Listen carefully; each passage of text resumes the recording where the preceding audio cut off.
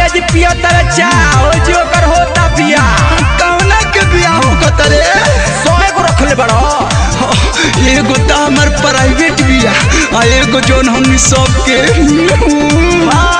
करे हो खाता अरे चल चल चल चल चल चल रे।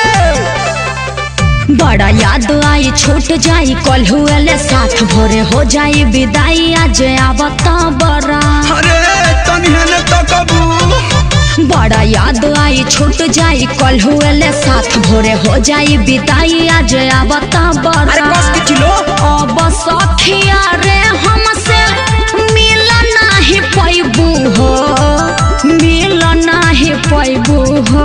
अरे खाली सखिए के दुख बा हमनी के कहाँ जाई जा हमनी के सुख बा के बता गा के एक कल शुरू कर शुरू तहनियों के शादी हसन डोली चढ़ी पियामा के साथ जइबू हो लइकन के अनाथ बनइबू हो हमनी से बेहाथ हो जइबू हो काल्हे चल जइबू सैया के लेके ससुरार काल्हे चल जइबू सुना जाके भूला जाइबू हमनी के प्यार काहे चल जाइबू।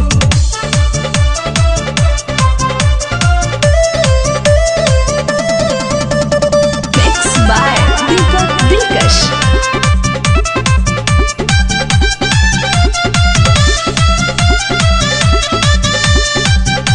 देखा ज्यादा तकलीफ ना होई सुना हमर बात सखिया साले हर संगे रही लोग मिल के बोल बतिया के लगई लोग दिल के दिल है कम में मत जो पूरा मुहाला के सुना कोई जइबू लइकन के दुखवा दुगुना कोई जइबू तू ही सखी दिल लाई कौन के लगैबू हो लइकन के लगैबू हो।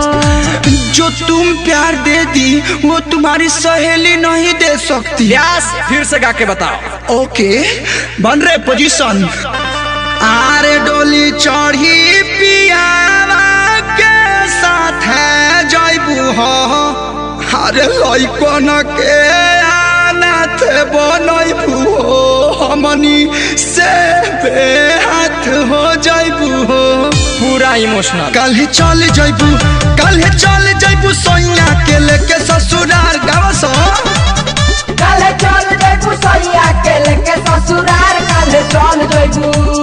अरे रुक रे अभी एक अंतरा बाकी बा दीपक जी म्यूजिक स्टार्ट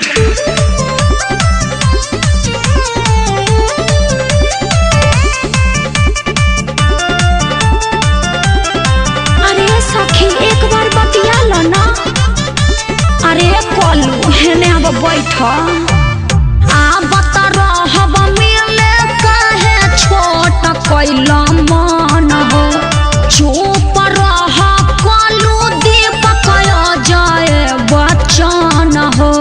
अरे हयास के आंसू दरुते रखले मन नहीं लगी तारा बिना प्रियंका सच बात कोहिल करो न शंका अब ना खयाल धरब नाही तारो अबू हो नाही तारो अबू हो। तारा बिना सब सुना सुना हो जाए क्या करे मजबूरी है जाना जरूरी है ये व्यास हिंदी में मना के देख डोली चढ़ी पियावा के साथ जाओगी लइकन के अनाथ बनाओगी हमनी से बेहाथ हो जाओगी। बॉलीवुड में जेबे कारी जगह पे रहे दे काल्हे चल जइबू सैया के लेके ससुरार काल्हे चल जइबू सुना जाके भूला जाइबू हमनी के प्यार काहे चल जाइबू। जातरू चल जइबू ना मनबू ना जातरे त जो